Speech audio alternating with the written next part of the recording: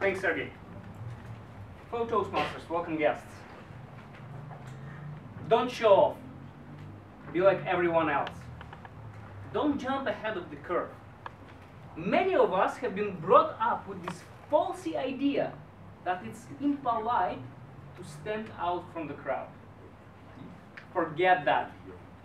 Time has changed because we are at the Toastmasters now. Toastmasters wants every single one of us to shine. They want us to show off our exclusiveness. Toastmasters wants to praise each and every one of us for our achievements. And that's the sole reason why Toastmasters International has come up with this brilliant Distinguished Club program. So I suggest that we take a few minutes to go over the program and see what's in it for our beautiful World Surfers Toastmasters Club and how our club could become distinguished.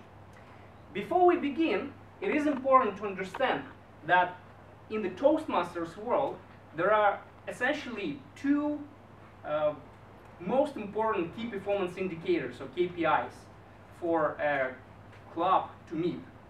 Number one is the number of educational awards issued to the club members.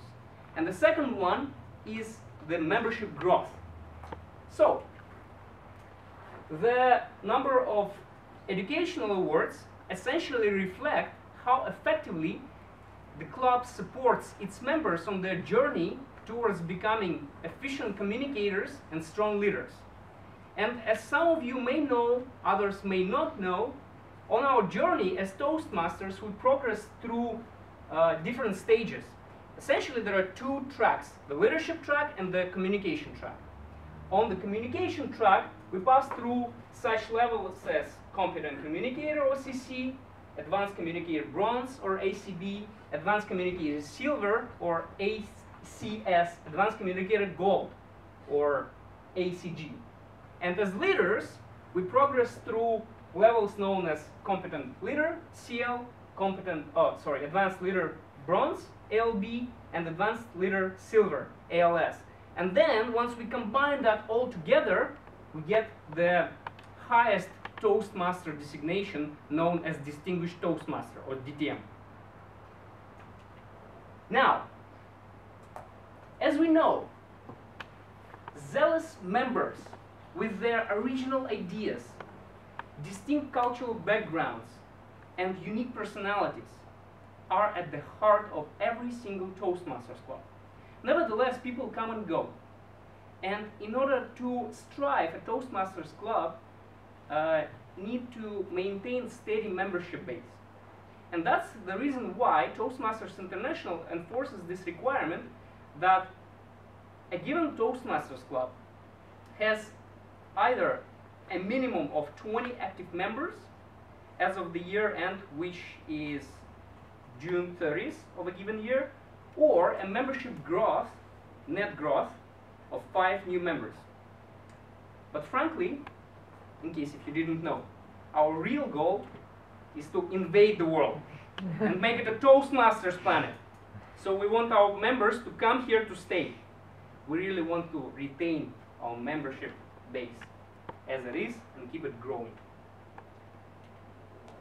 Alright, so given that those two base requirements are met, what else do we need to do?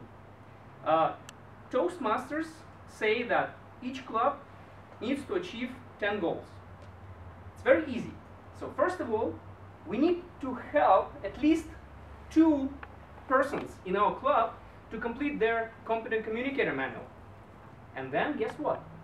We need to get another 2 people to do the same. And what do we get at the end? Well, we get 4 experienced speakers.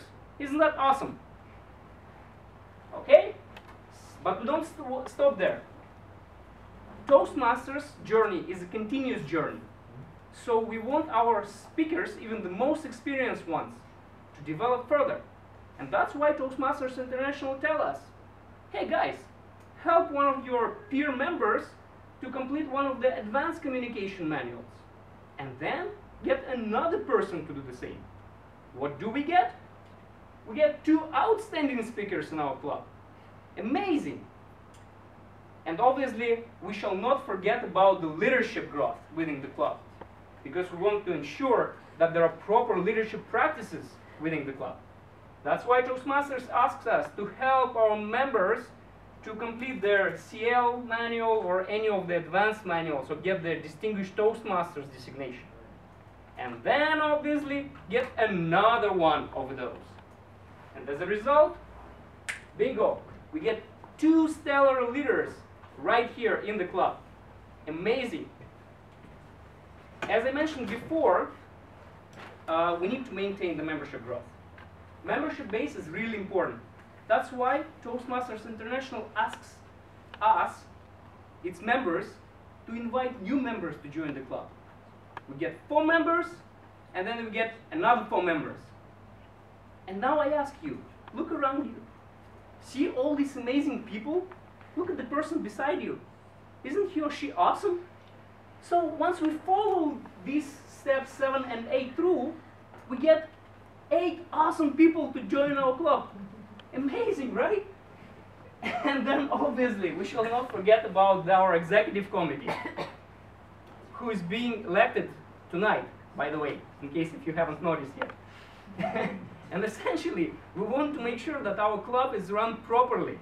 And that's why Toastmasters organization asks the members of executive committee to go through the officer training on a regular basis. And then, important thing not to forget is that the executive committee members, they have certain obligations. In particular, they need to fill out certain paperwork and submit it on time, such as the membership renewal reports and the club officers list, which happened as a result of the elections that are happening tonight. And once we do it on time, we get additional goal achieved.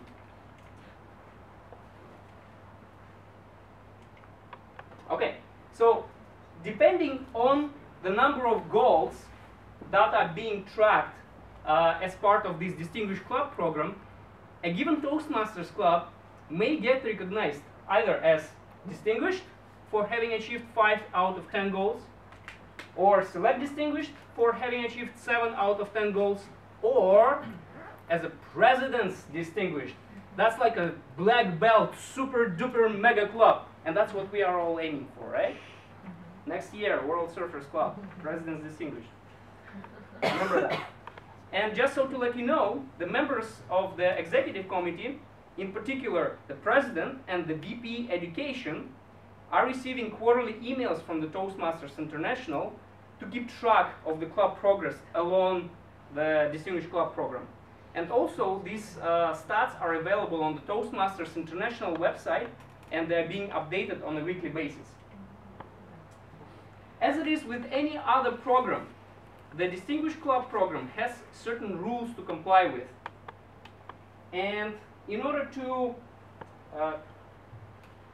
understand what those rules are, Toastmasters organization provides the Distinguished Club program manual. I'll just give it to you, and you please distribute it around so that people could take a glance. So the Distinguished Club program manual outlines the aforementioned 10 goals. It outlines and explains the rules that a club needs to comply with in order to be eligible to participate in the program. And also, the manual provides a so-called club success plan. The club success plan, again, lists those 10 goals, because those are very important. They are at the heart of the program, right? And along with that, the club success plan outlines to achieve those goals. And also it has some spare space so that the club officers could set additional goals and track the club progress throughout the goals set and see how far along they are. Now, this all sounds great, doesn't it? But you may ask, what's in it for me? Why shall we all care about this program? Think for a moment. Who is a Toastmasters club comprised of? Any clues? Members. Members, exactly. So it's you and I, right? And now, if our club is recognized as distinguished, it means that we are distinguished, right? Veronica, would you like to be awesome? Yeah. Yes? Jeez. Great. Larissa, do you feel up to being stellar communicator? That's what we're all here for, right? Ashok, would you like to be a strong, efficient leader? Yeah? I'm with you on that. Sounds great. So essentially this whole program is about us. The better we become, the more recognition